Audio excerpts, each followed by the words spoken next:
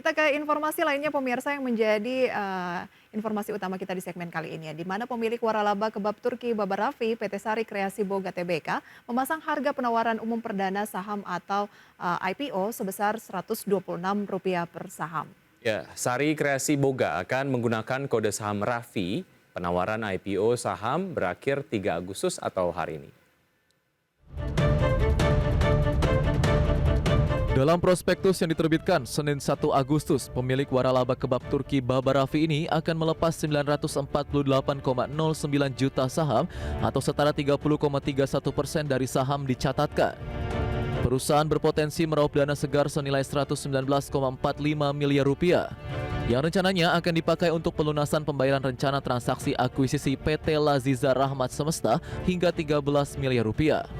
Sisanya akan dimanfaatkan untuk pembelian bahan baku waralaba, bahan baku segar, sewa gudang, biaya gaji karyawan, dan pemeliharaan. Sebagai pemanis, Sari Kreasi Boga juga menerbitkan sebanyak-banyaknya 474,04 juta waran seri 1 atau setara dengan 21,75% dari total jumlah saham ditempatkan dan disetor. Adapun setiap pemegang 2 saham berhak memperoleh 1 waran 1, yang mana setiap 1 waran seri 1 memberikan hak kepada pemegang sahamnya untuk membeli 1 saham yang dikeluarkan dari portable dengan harga pelaksanaan Rp158. Waran seri 1 ini dapat dilaksanakan menjadi saham Sari Kreasi Boga setelah 6 bulan sejak diterbitkan sampai dengan 6 bulan berikutnya, yaitu 6 Februari 2023 sampai dengan 7 Agustus 2023. Ya, untuk mengetahui lebih lanjut apa sebetulnya yang menjadi target dari perusahaan sendiri pasca melakukan IPO yang akan dilakukan pada minggu ini, begitu sudah tersambung bersama kami di line Zoom ada Mas Eko Pujianto, beliau adalah CEO PT Sari Kreasi Boga Tbk. Selamat pagi Mas Eko. Mas Eko, selamat pagi. Selamat pagi. Ya, terima kasih atas waktunya. Selamat pagi, Assalamualaikum. Waalaikumsalam. Mas Ya, Eko nih, sama-sama Mas Widi. selamat ya, kemarin tuh sempat viral loh. Selain soal Baba Raffinya mau IPO, ini lebih ke Mas Ekonya nih, katanya dinobatkan sebagai salah satu CEO termuda yang melantai di Bursa Efek Indonesia. Luar biasa, umur 28 tahun. Dari Amin. emitennya CEO-nya milenial, Amin, kemudian juga dari amin. investornya juga mungkin banyak sekali milenial begitu ya. Betul sekali. Oke, masa penawaran berakhir Ya. hari ini ya, tanggal 3 Agustus. Iya, betul sekali. Mudah-mudahan tercapai semuanya. Oke, berapa sih target capaian, boleh diceritakan yang ingin diraih setelah IPO ini? Ya, untuk proses IPO ini kita menargetkan fundraise sebesar tadi sudah diungkapkan, yaitu kita melepas 9 juta something lot saham untuk target fundraising di 119 miliar rupiah, dan harapannya selama 3 hari ini kita juga menunggu, karena dari saya sendiri juga pemain baru ya di pasar modal, masuk kita juga berangkat dari bisnis UMKM, dan akhirnya kami pelan-pelan step by step akhirnya bisa di titik ini. Ya, mudah-mudahan semuanya berjalan lancar dan apa yang ditargetkan bisa tercapai. Itu menurut saya. Ya, nampaknya memang sudah waktunya untuk Baba Raffi ini melakukan IPO karena sudah cukup malang melintang di dunia kuliner yang ada di Indonesia, dan juga namanya memang sudah sangat-sangat terkenal lah gitu di kalangan masyarakat Indonesia. Oke, Mas Eko, seperti diketahui sejak tahun 2017 sendiri kebab Turki Baba Raffi ini tidak lagi dikelola oleh satu perusahaan saja. Pionir waralaba kebab ini tentu saja dimiliki oleh 2 entitas yang tidak saling terkait. Nah, ini boleh dijelaskan seperti apa? Ya, PT Sari Kreasi Boga Tbk ini memang berdirinya dan juga kiprahnya tidak bisa lepas dari sejarah panjang dari brand kebab Turki Baba Raffi itu sendiri. Nah, brand Baba Raffi itu sudah ada sejak 2003. Namun seiring berjalannya waktu di tahun 2017, di mana founder kami ya ada permasalahan di internal.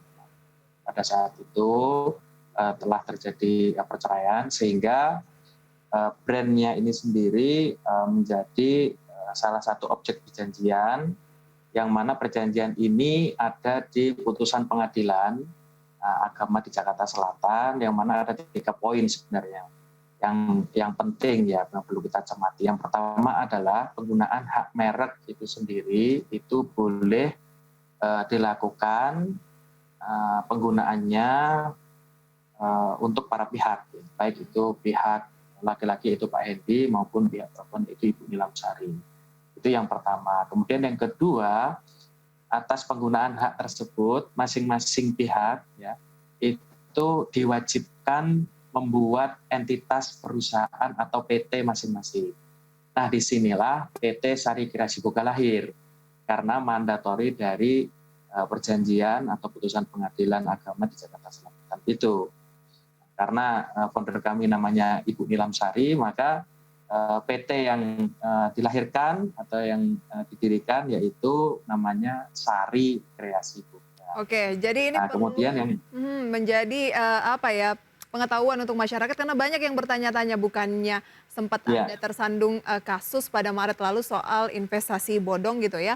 Tapi ini beda ya, entitasnya beda, tidak saling terkait sama sekali, namanya saja yang mirip gitu ya. Ya betul. Nah, poin yang ketiga Mbak Priska yang ingin saya jelaskan adalah di putusan itu juga membagi wilayah. Jadi untuk penggunaan Babarafi ini sendiri sudah diatur sedemikian rupa untuk masing-masing pihak. Jadi untuk pihaknya yang laki-laki itu di wilayah timur, kemudian untuk pihak kami ya Nilam Sari dan PT Sari Kreasi Boga itu di wilayah barat. Dengan kita membagi area dari Kota Solo ke barat itu menjadi area pengelolaan kami. Nah, kemarin dengan isu-isu yang ada itu sudah sangat berbeda karena itu dari sisi legalitas perusahaan, kemudian afiliasi kita tidak ada sama sekali. Karena memang sejak 2017 itu kita sudah bisa. Baik, kita masih di Market Buzz, pemirsa, berbincang bersama dengan calon emiten. Ada Mas Eko Pujianto, CEO PT Sari Kreasi Boga Tbk atau dengan kode saham Rafi yang akan IPO pada Jumat ini. Oke, sebagaimana kita tahu Babarafi ini juga kan sudah melakukan waralaba begitu ya. Tapi ini kemudian kita ingin menggali kontribusi dari waralaba sendiri terhadap pendapatan keseluruhan untuk perusahaan itu seperti apa. Benar atau tidak ini saya lakukan konfirmasi. Dari sisi waralabanya sendiri ini bukanlah merupakan motor pendapatan dari SKB Food karena porsi kontribusinya tidak mencapai 10%. Lalu apa yang menjadi kontribusi utama untuk perusahaan Mas Eko? Ya. Jadi untuk memang dari sisi pendapatan waralaba ya, memang kita kontribusinya tidak terlalu besar, terutama untuk 3 tahun ke belakang. Ya. Dan SKB Food ini sendiri memang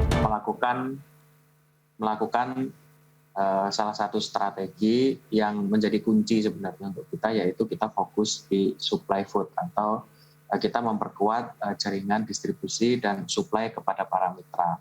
Dan justru itu animonya sangat luar biasa sekali.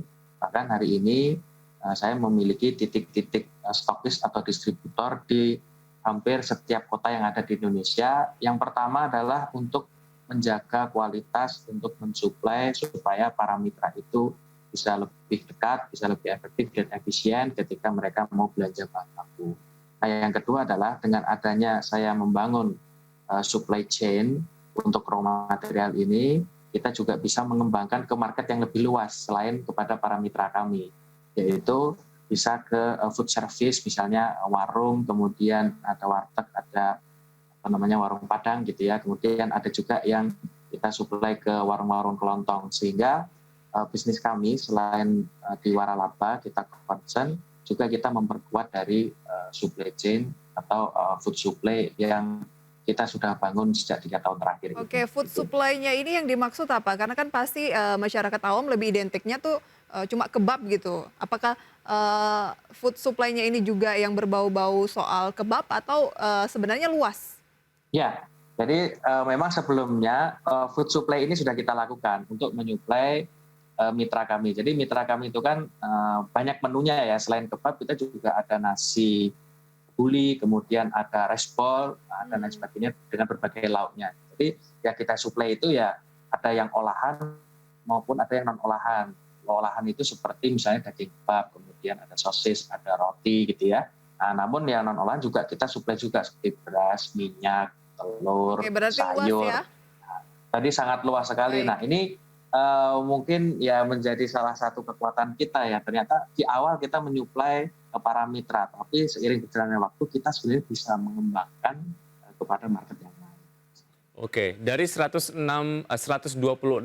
rupiah per lembar saham ini potensi yang bisa didapatkan dari mekanisme IPO adalah sebanyak 119,45 miliar rupiah. Ini dana yang akan diraup akan digunakan untuk apa saja, Mas Eko? Ya, jadi sesuai yang sudah kita jelaskan ke publik bahwa nanti rencana penggunaan dana ini yang pertama kita untuk mengakuisisi salah satu perusahaan F&B yang based on-nya ada di wilayah timur gitu ya, di Surabaya, yaitu PT Laziza Rahmat Semesta.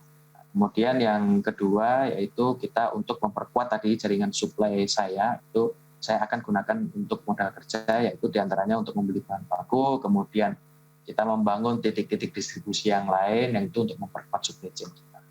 Oke, nanti akan kita bahas lebih jauh ya semenarik apa terkait dengan bisnis dari Raffi ini sendiri pemirsa. Tapi kita akan ikuti dulu Mas Eko, sudah ada juga yang akan listing di Bursa Efek Indonesia hari ini yaitu PT Aman Agrindo Tbk dengan kode saham gula yang bergerak di bidang tapi lebih ke perkebunan tebu, perdagangan gula dan juga industri gula. Dan harga pelaksanaannya adalah Rp250 per saham dan kabarnya telah oversubscribe 61 kali. Oke, penggunaan dari dana yang akan diraih sampai dengan 119 miliar tadi salah satunya adalah untuk akuisisi PT Laziza Rahmat Semesta, tadi juga sudah disounding gitu ya.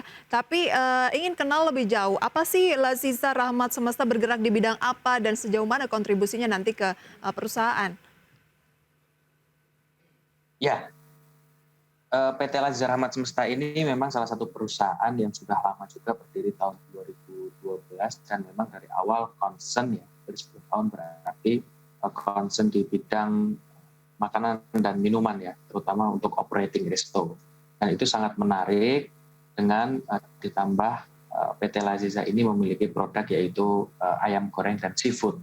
Nah, kita tahu bahwa market di Indonesia itu untuk ayam sendiri mencapai 3,19 juta kebutuhan juta ton ya ayam di Indonesia dalam setahun. Dan itu market yang sangat luar biasa sehingga ini menjadi menarik bagi kami PT Sari Kreasi Boga Tbk untuk bisa melakukan diversifikasi produk untuk memperluas pasar yang sekarang kami sudah ada gitu. Kemudian yang kedua, PT Laziza Rahmat Semesta ini tetap eksis sampai sekarang dengan lebih dari 21 cabangnya yang memang based on-nya di wilayah timur, di Surabaya dan sekitarnya begitu ya. Dan cukup inovatif, produk-produknya dibuktikan dengan berbagai macam prestasi seperti mereka dapat award dari Shopee Award, kemudian ada juga award dari GrabFood yang mana itu membuktikan bahwa secara bisnis mereka sudah sangat luar biasa baik sekali. Dan dari sisi internal kami sebenarnya karena kami terikat dengan historical tadi ya di wilayah barat ya, sehingga kita juga memerlukan tim operasional secara perusahaan untuk kita bisa mengkapitalisasi market yang ada di timur. Ya, dengan performa perusahaan yang baik ini diharapkan dapat memberikan kontribusi juga ya pasca akuisisi. Oke, dalam proses book building IPO Raffi sendiri ini sudah mencatatkan oversubscribe 2 kali. Tanggapan Anda seperti apa, Mas Eko? Ya, tanggapannya mengucapkan banyak sekali terima kasih kepada seluruh masyarakat Indonesia yang telah mendukung kami. Sebenarnya kami UMKM yang mencoba untuk bisa naik kelas dari sisi pengelolaan perusahaan maupun nanti produk yang akan kami berikan kepada masyarakat. Dan ini sebuah kebanggaan tersendiri bagi kami dan sekali lagi kami mengucapkan terima kasih banyak untuk masyarakat. Oke. Selain IPO, dalam agenda ini juga Raffi akan menawarkan ataupun melepas waran begitu ya. Bisa dijelaskan waran seri 1 ini kenapa? Karena kan tidak semua emiten yang IPO juga merilis waran. Iya, itu sebagai salah satu bentuk apresiasi bagi kami.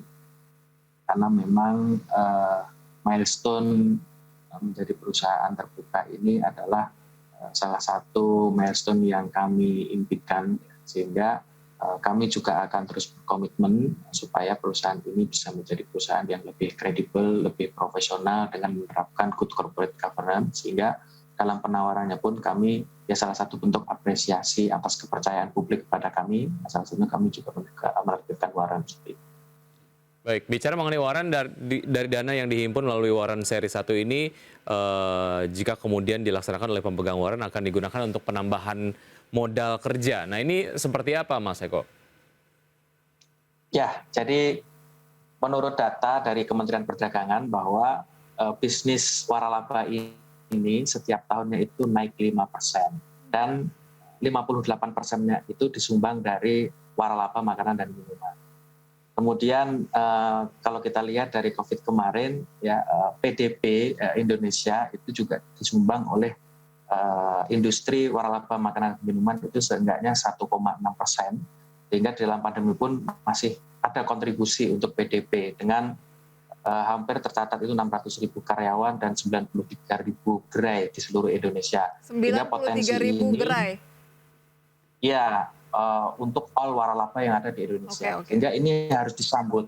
Sehingga dengan tadi penggunaan waran tadi saya akan bersama dengan manajemen ya di perusahaan kami akan coba mengembangkan di sisi food supply dan juga berbagai varian waralaba yang kami miliki experience-nya sejak tahun 2003. Berapa saat ini jumlah waralaba dari Raffi? Ya, yang terhimpun di Sari Kreasi Boga ini ada sekitar 969 yang tercatat. Ada yang di luar negeri juga, Mas Eko? Ya, ada beberapa di luar negeri. Oke, wah mungkin masyarakat banyak yang penasaran, Wiki, meskipun tadi kontribusi kalau waralaba kebab Turki Baba Raffi sendiri sebenarnya cuma 10%, sisanya adalah supply food gitu ya. Tapi ingin tahu membuka satu gerai atau mungkin satu booth dari Baba Raffi ini butuh berapa, Mas Eko? Paket-paketnya apa aja? Iya, jadi kita sediakan paket itu biasanya kita klasifikasi dari sisi market ya. Jadi ada market A dan market B. Jadi kalau kita mau merambah ke market A atau menengah ke atas, kita sediakan ada beberapa bentuk dan brand yang kami miliki, itu kisaran antara 250 sampai dengan 700 juta rupiah. Kemudian kalau kita ingin menyasar market B, itu kita ada paket yang murah meriah dari harga 15 juta sampai dengan 75 juta. Oke, ada yang murah meriah juga ya, 50 sampai dengan 70 juta. Oke, bagi yang mungkin belum bisa franchise sekarang ya beli sahamnya dulu aja gitu. Itu kan juga sudah langsung bisa memiliki. Boleh. Oke, sekalian menutup perbincangan kita hari ini, Mas Eko, optimisme Anda ke depan seperti apa? Ya, kami dari PT Sari Kreasi Boga sangat optimis dan yakin dengan potensi dan peluang yang ada, sehingga kami sangat yakin melangkah ke titik ini, dan mudah-mudahan apa yang kami lakukan ini bisa membawa manfaat untuk internal perusahaan, semua pemegang saham, stakeholder yang ada, dan menjadi inspirasi bagi pelaku UMKM yang ada di Indonesia, yang notabene menjadi soko guru ekonominya Republik ini sebesar 40 juta lebih UMKM. Kita bisa naik kelas, kita bisa untuk maju, dan kita bisa IPO. Baik. Untuk menyokong ekonomi Indonesia. Oke, Mas Eko, sukses selalu ya untuk PT Sari Kreasi Boga Tbk, dan jangan lupa ya beli sahamnya nanti kalau sudah IPO, tapi keputusan investasi kembali ke Anda. Mas Eko, thank you. Terima kasih. Baik, sampai jumpa Mas Eko, sukses selalu.